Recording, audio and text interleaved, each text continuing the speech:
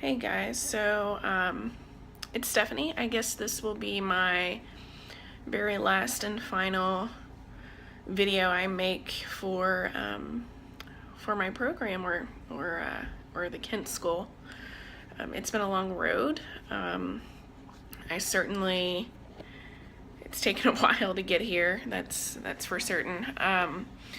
So my situation has been a little different. I originally started my advanced placement at Dale Children's Hospital.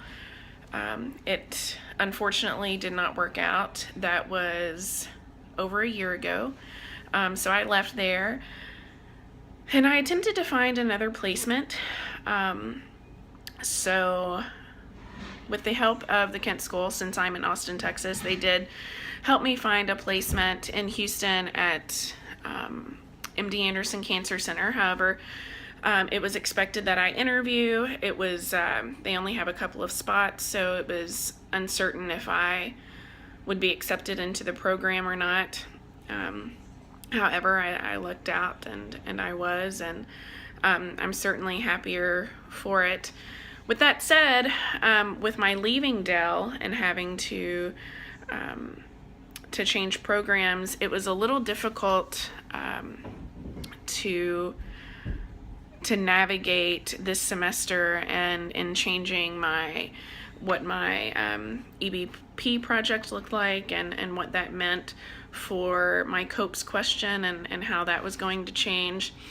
So it looked a little different, and I was so set apart from 668, since it has been a little over a year since I had taken that class, and I had to prolong my graduation because they were not able to give me a spot into the program until this semester.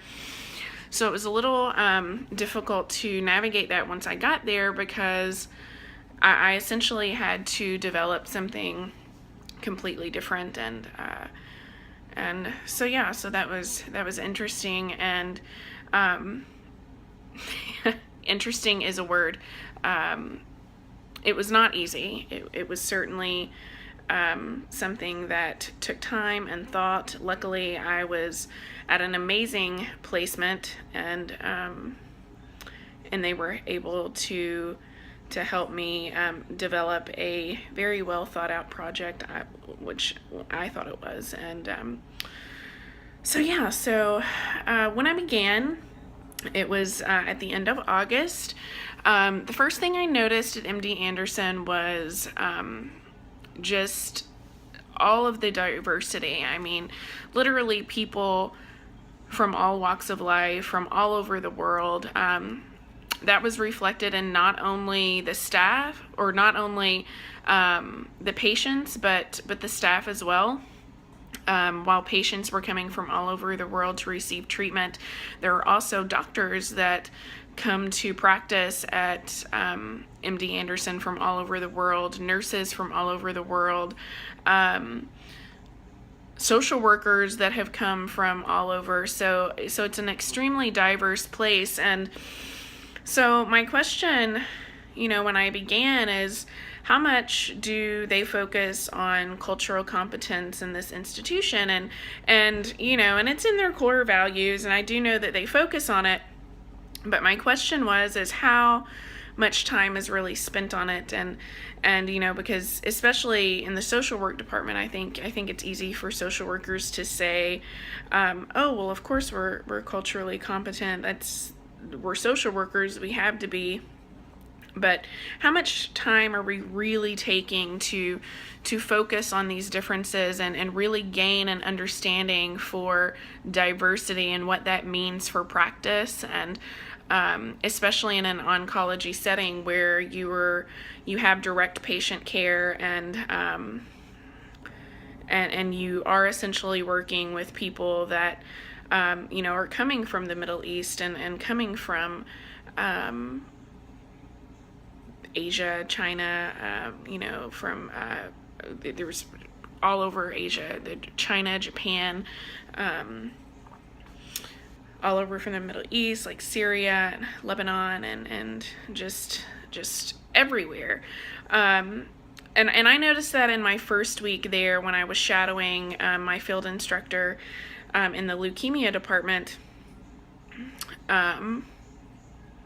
It was just astounding to me, just the diversity in this place. I mean, it's like nothing I've ever seen. You can walk through the halls of MD Anderson and literally hear 15 to 20 different languages as you're walking through the halls. And before I go any further, it needs to be said that MD Anderson is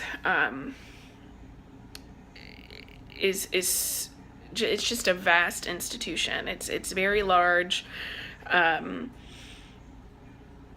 They serve thousands and thousands of patients every year. They staff thousands and thousands of employees, and so it's relatively large. It's certainly larger than any other facility that I've ever worked with. So anyway, so I had this question, how much are we really taking the time to spend on it and really understand and know why certain interactions are different from what we're used to, or why did this patient from the Middle East react this way versus somebody that has grown up in Houston their whole life reacted a different way, and to the same news or the same prognosis, and so it's very interesting to me. So that was the first thing I noticed, and I knew that it was something that I wanted to focus on. And also, like, not only just culture, but I also wanted to focus on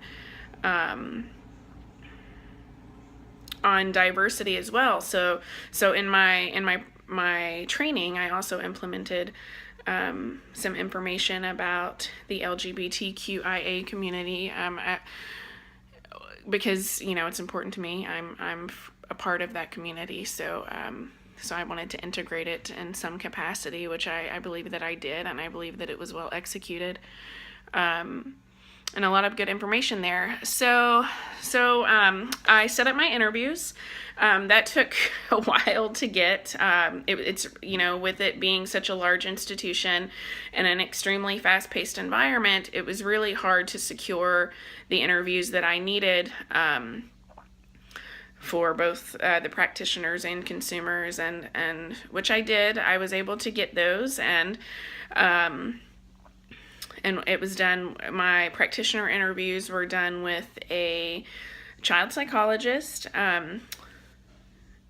LCSW, nurse practitioner, and child life specialists, and they offered a lot of good information into the institution as a whole, as far as where they believed the institution was as far as cultural competence and sensitivity, and all practitioners were in agreement that there needed to be more programs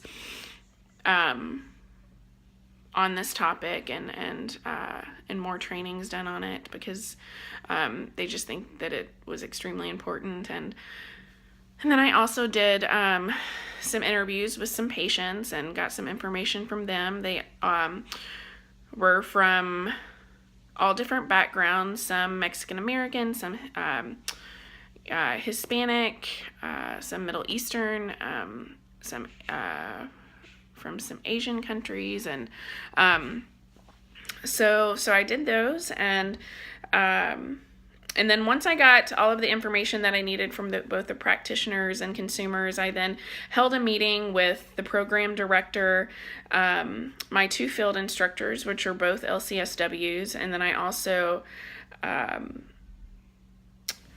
there was also my fellow student interns there, a part of my cohort,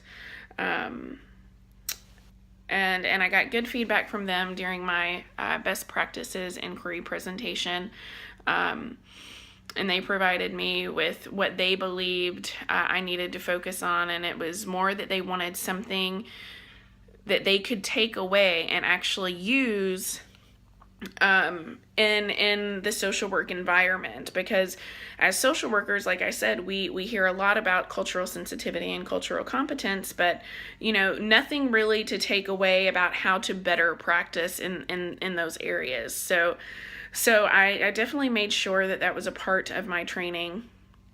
And they also said that they believed that resource guides would be helpful, and maybe some videos to attach to the PowerPoint or the training. So thus became my training, and I integrated those components that they thought were important. And so I wanted them to take something away like they asked for, and so I integrated the Bennett scale. And it's basically a scale that measures where one is as far as their cultural sensitivity and where they fall in navigating those differences. And so there's one end of the spectrum being not culturally competent or sensitive at all. Basically, like, your culture is the only one that matters in the universe, and you really have no thought or even really give any recognition to any other cultures. And then there's also the other far end of the spectrum that says that you are actively seeking out new information and actually integrating it into your life as social workers into our practice, and what's going on, and you're constantly seeking new information, and you're a true advocate. And there's also some other components in there as well, but those are the two biggest, and then those areas that fall in between. And then also I integrated self-psychology, which I don't know, I wasn't familiar with it until actually this semester when it was suggested to me that I listen to some social work podcasts, and it was honestly, it was not even meant to, it was just kind of serendipitous that I stumbled upon this particular social work podcast, and it was pertaining to self-psychology, and I chose it because self-psychology discusses like us being at the center of our own psychological care, and that we're at the center of it, right? So, and then there's also 3 other different types of transference that falls under self-psychology. So there is the mirroring, which basically you are seeking reassurance and value in yourself. And we seek people that give us that reassurance, and also mirroring, which is not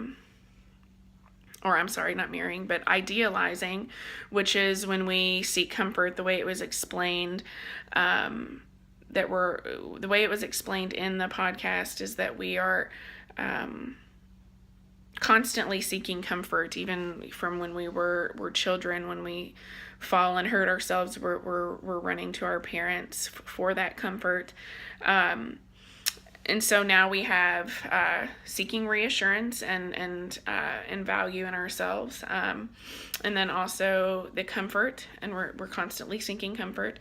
And then the last one is twinship, which basically says that we are looking for someone to relate to. We want someone to understand us, and that we really can't build rapport or good therapeutic relationships unless we have this component or in all 3 in tandem. So I integrated that. I thought that it was appropriate, considering we get all of these patients from various backgrounds and cultures, but are we providing them, do we know enough to provide them with services where they feel that we are relatable, that they can actually talk to us and actually get something out of it? So those were the two components that I used and for our social workers to take away. And then, and I talked about, not, like I said, not just cultural competence, or not just culture, but competence and also diversity. So I focused a lot on the LGBTQIA community, but more specifically the trans community, because I think the trans community is kind of tossed to the side and forgotten about, especially in a healthcare setting. And there's not ever a lot of trainings done on competence in this area for trans folk, and so it was important for me. It was important to me to focus on that and focus on the importance of pronouns and exactly what that means for people of the trans community, and how you can just completely throw their you can completely shame them just by misgendering them, and so I went over appropriate use of pronouns, and I also played a video, which it's not on the PowerPoint because it came from the show Shameless, and it was on Showtime, and it's a relatively new episode. But it essentially talked about all of these different pronouns that are used now, and this kid just becoming acclimated to the LGBTQIA community and just learning all of these new things, and it was really it really had awoken me to even things that I didn't even know about, and which was quite shocking to me, because of course, I'm a lesbian, so I must know everything about the LGBTQIA community, and I really don't, and I think we as social workers have to look at it from as far as culture and diversity from a place of humility, and know that we are ever learning, we are ever growing, and we must always seek new information to provide the best services for our patients and their families, or their clients and their families, whatever environment you're in. Yeah, see my cancer shirt, MD Anderson. But yeah, so I integrated. I did the presentation or the training, and I did a pre-test prior to me giving the training, and then I did a post-test following the training, and it was found that their knowledge had increased by 5.6%. There was a men's score of 0 and a max score of 76. The total points possible were out of 80 for the entire test, and so there was a max score of 76, men's score of 0, and then for the pretest it was a average score of 47, and then in the post-test it was an average score of 49, and so then there was a difference in about 5.6%. Knowledge had increased by 5.6% in the end, and I got great feedback. People loved it. They told me that the resource guide was extremely helpful, which I handed out in the beginning of my training, and yeah, I received great feedback in the post-action interviews.